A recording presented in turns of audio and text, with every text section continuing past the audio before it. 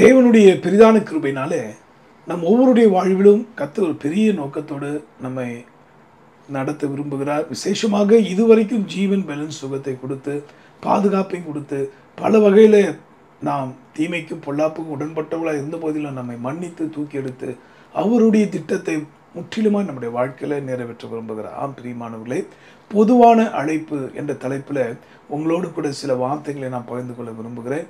இதை நீங்கள் புரிந்து கொள்ள வேண்டுமானால் சில நிமிடங்கள் இன்னும் மனதை ஒருமுகப்படுத்தி ஆண்டுடைய தீர்க்க தரிசன வார்த்தை கவனமாய் கேட்டு நாமே தாழ்த்தி ஒப்பு கொடுப்போமானால் நீங்களும் உங்கள் குடும்பமும் உங்கள் எதிர்காலமும் நீங்கள் வாஞ்சியோடு செய்ய விரும்புகிற ஊழியமும் சகலமும் பிரகாசிக்கும் என்பதில் சந்தேகமில்லை. இப்பொழுதும் கூட ரோமரின் புஸ்தகத்தில் முதல் அதிகாரம் முதல் வசனத்தை வாசிக்க கேட்கலாமா? Romans chapter 1 verse 1. இயேசு கிறிஸ்துவின் ஊழியக்காரனும் அப்போஸ்தலன் ஆகும்படி அழைக்கப்பட்டவனும் தேவனுடைய சுவிசேஷத்திற்காக பிரித்தெடுக்கப்பட்டவனுமாகிய பவுல். அருமையான பவுலை குறித்து ஒரு இன்ட்ரோடக்ஷன் எப்படி வருது பார்த்தீங்களா? பிரித்தெடுக்கப்பட்ட, எதுக்காக பிரித்தெடுக்கப்பட்டான்? சுவிசேஷத்துக்காக. என் அன்பானவர்களே, it is a common call for every person who is watching this work to sharing gospel. Go and spell. அதான் gospel. அதாவது இயேசு உங்களை நேசிக்கிறார், இயேசுவே உலகின் ஒளி, இயேசுவே உலக இரட்சகர், மெய்யான பரம்பொருளாகிய தெய்வமாகிய இயேசு என்று சொல்லி இப்படி அவருடைய அன்பை, அவர் மனுக்குலத்துக்காக செய்த தியாகத்தை, மனுக்குலத்தின் மீட்புக்காக சிந்தின இரத்தத்தின் மகத்துவத்தை, இப்படியாக அந்த சுவிசேஷத்தை சொல்ல நாம் வேர் பிரிக்கப்பட்டிருக்கிறோம். Though we are all living in the world should not live in our heart. நல்லா புரிந்து கொள்ளுங்க.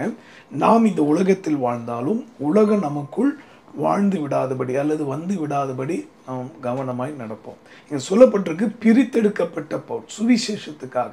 அப்போது மனிதராகி என்னுடைய வாழ்க்கையில் எத்தனையோ தெய்வம் இல்லாதவர்களுடைய காரியங்கள் எல்லாம் பின்பற்றின நான் இயேசு கிறிஸ்து இந்த பிராமண குடும்பத்திலேருந்து என்னை பிரித்தெடுத்தார். காரணம் என்னவா இருக்கும்?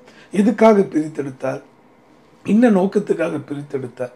ஆக எதுக்காக இதை நான் சொல்லுகிறேன்? நான் இயேசுவை ஏற்றுக்கொண்டேன் என்று சொல்லக்கூடிய இதே பிராமண குடும்பத்தை சார்ந்தவர்கள் அல்லது தேவனுடைய கிருபையினால் ரட்சிக்கப்பட்டவர்கள் இந்தியாவிலும் உலகத்தின் பல நாடுகளில் இருந்தாலும் இதில் இன்றைக்கு விரல் விட்டு எண்ணக்கூடிய அளவுக்கு தான் சிலர் முன்னாக வந்து சொல்லுகிறார்கள், நாங்கள் இயேசுவின் இரத்தத்தாலே மீட்கப்பட்டோம், மனுக்குலத்தின் மீட்பர் இயேசு ஒருவர் தான், அவர் ஒருவர் தான் எங்கள் முன்னோர்கள், எங்கள் வேதங்களில் சொல்லப்பட்ட கருணாமூர்த்தி, அப்பதான் உலக ரட்சகர் என்று ஆணித்தரமாய் சொல்லக்கூடியவர்கள் விரல் விட்டு எண்ணக்கூடிய சில நபர் மாத்திரமே. பரிதாபத்துக்குரிய மக்களே, நான் அன்பாய் சொல்லுகிறேன், கவனிங்க. நீங்களும் நானும் வேறு பிரிக்கப்பட்டோம். என்ன நோக்கத்துக்காக? பவுல் சுவிசேஷத்துக்காக பிரித்தெடுக்கப்பட்ட பவுல் என்று மிக அற்புதமாக அவரை குறித்து நம்ம வேதம் வாசிக்கிறோம். இன்னைக்கு ஒரு தீர்மானம் எடுங்க. எப்படிப்பட்ட சூழ்நிலையிலும் எப்படிப்பட்ட இடத்திலும் ஆண்டவருடைய அன்பை சொல்ல நாம் தயங்கக்கூடாது. இன்னைக்கு நம்முடைய வாழ்க்கையில் நீங்கள் வேலை செய்து கொண்டிருக்கிற இடங்களில் ஒருவேளை பெரிய அதிகாரிகள் நீங்கள் சந்திக்கிறவராக இருக்கலாம், அல்லது நாட்டையே ஆட்சி செய்யக்கூடிய பெரிய பெரிய மனிதர்களை நீங்கள் தினமும் பார்க்கக்கூடிய நபராக இருக்கலாம், அல்லது பலரிடத்துல பல காரியங்களை ஆலோசனை, உங்களுடைய ஆலோசனைக்காக காத்திருக்கக்கூடிய மனிதர்கள் ஒரு பெரிய லிஸ்டே போடலாம். இதெல்லாம் இருக்கட்டும். ஆனால் பிரித்தெடுக்கப்பட்ட ஜனமானி அல்லது உலகத்தோடு உலகமாக வாழ்ந்து கொண்டிருக்கிறோமா? சிந்தித்து பாருங்கள். இந்த உலகத்திலே நாம் வாழ்கிறது எத்தனை நாட்கள், எத்தனை மாதங்கள், எத்தனை வருடங்கள் என்று நமக்கு தெரியாது.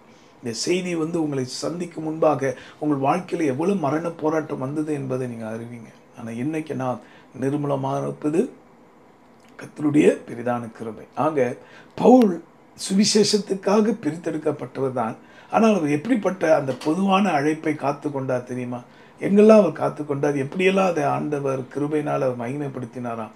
அதே ரோமரின் புஸ்தகத்தில் முதல் அதிகாரம் 16ஆம் வசனத்தை நம்ம வாசிக்க கேட்கலாமா? Roman chapter 1 verse 16. கிறிஸ்துவின் சுவிசேஷத்தை குறித்து நான் வெட்கப்படேன். முன்பு யூதரிலும் பின்பு கிரேக்கரிலும் விசுவாசிக்கிறவன் எவனோ அவனுக்கு ரட்சிப்பு உண்டாவதற்கு அது தேவ பலனாய் இருக்கிறது. பவுல் தன்னுடைய அனுபவத்தை பிரமாதமா சொல்றார். என்னன்னா, நான் வெட்கப்படேன்.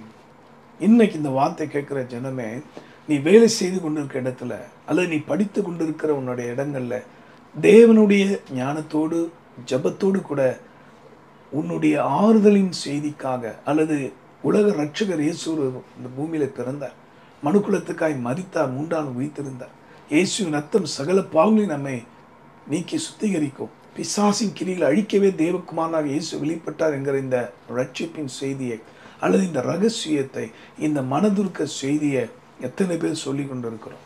இங்கே சொல்லப்பட்டிருக்க பவுல நான் வெட்கப்படேன்னு சொல்கிறேன். முன்பு யூதரிலும் பின்பு கிரேக்கரிலும் அது ரட்சிக்கப்படாது போதுமானதாக இன்னைக்கு எத்தனை கோடி மக்கள் காத்திருக்கிறாங்க. என் ஜெப அனுபவத்தில் இந்த 28 வருட சொற்பமான இந்த ஊழிய பணியில் தெய்வ கிருபினால சொல்லுகிறேன் பிரியமானவர்களே, நான் தினமும் தசபாகத்தை கர்த்தரிடத்தில் கேட்பதாக உங்களிடத்தில் பலமுறை சொல்லியிருக்கிறேன். ஒருவேளை புதிதாக கேட்கிறவர்கள் கேட்டுக்கொள்ளுங்கள்.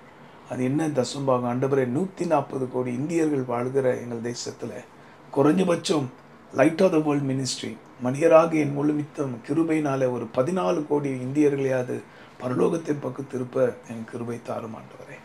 என் குடும்பத்தாருக்கு அந்த தயவை தாரும்.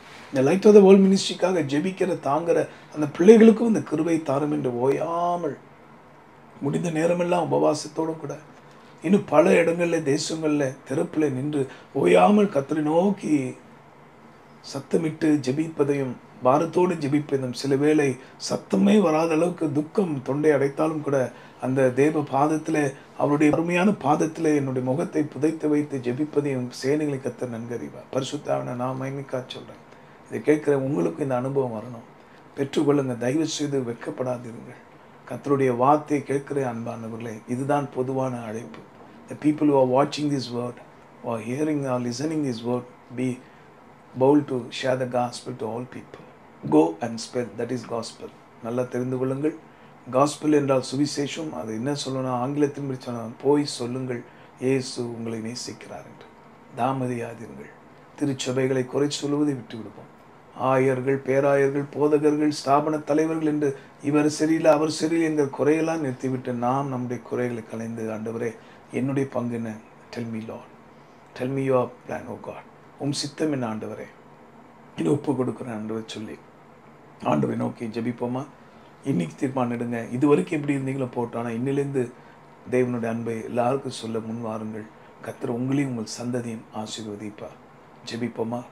அவர் அழைப்பை அனுசரிப்பே, அவர் அழைப்பை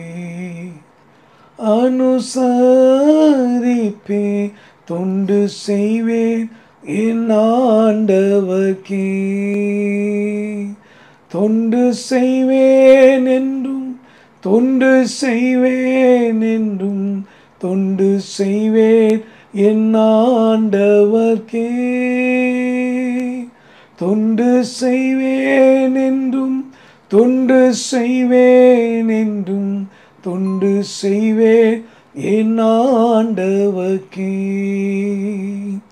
When he calls me, I will answer. When he calls me, I will answer. When he calls me, I will answer. பிரியமானவர்களே, மிகுந்த ஆத்ம பாரத்தோடு கூட கொஞ்சமாக இருந்தாலும் உண்மையாக செய்யுங்களேன். உங்களால் ஊழியம் செய்ய முடியும். உங்களை ஆண்டவர் எதிர்பார்க்கிறார். உங்களை ஒவ்வொரு மேலும் ஒரு நோக்கமாக இருக்கிறார். இந்த உலகம் உங்களை பார்த்து சொல்லலாம், you are useless, you don't know how to Singh, you don't know how to preach, you are fit for nothing, you don't know Bible, இப்படி என்று உலகம் உங்களை பார்த்து கேலி கிண்டல் பண்ணலாம். இல்லாட்டி உன் கூட இருக்கிறவங்க, அது சுற்றி இருக்கிறவங்க உன்னை பரிகாசம் பண்ணலாம். ஆனால் ஆண்டவர் உன்னை பார்த்து சொல்லுகிறார், நீ எனக்கு தேவை மகளே, நீ எனக்கு தேவை. பவுலை சந்தித்த தேவன் அவர் பிரித்தெடுத்தார். இந்த உலக வாழ்க்கை உனக்கு போதும்பா, நீ பார்க்காத படிப்பில் பார்க்காத செல்வம் கிடையாது, ஆனால் இதை காட்டி ஒரு மேன்மையான ஒரு அனுபவத்தை உனக்கு நான் தரப்போகிறேன், அண்டை வா, என்னை பின்பற்றி வா என்று பவுலை சந்தித்த தேவன் சுவிசேஷத்துக்காக அவனை பிரித்தெடுத்தார். It is a common call for everyone. He separate you from the world. மனிதராக என்னை அந்த பொல்லாத தவறான வணக்கங்களிலிருந்து, சாபத்திலிருந்து பிரித்தெடுத்த காரணம் என்ன? இந்த நற்செய்தியை போய் சொல்லதான். என் அன்பானவர்களே, இயேசு மனதுருக்கம் நம்ம நிரப்பட்டுமா? ஆண்டோடைய மனதுருக்கம் நம்முடைய இருதயத்தை நிரப்பட்டும். இப்பொழுது என்னோட கூட சேர்ந்து சொல்வீங்களா? சாவானாலும் வாழ்வானாலும், வாழ்வானாலும் சாவானாலும், தொண்டு செய்வேன் என் ஆண்டவர்க்கே, தொண்டு செய்வேன் என்றும், தொண்டு செய்வேன் என்றும், தொண்டு செய்வேன் என் ஆண்டவர்க்கே. தொண்டு செய்வேன் என்றும், தொண்டு செய்வேன் என்றும், தொண்டு செய்வேன் என் ஆண்டவர்க்கே. அன்புள்ள ஆண்டவரே, எனக்குள் நீ தந்திருக்கிற ஆத்ம பாரத்துக்காய் ஸ்தோத்திரம்.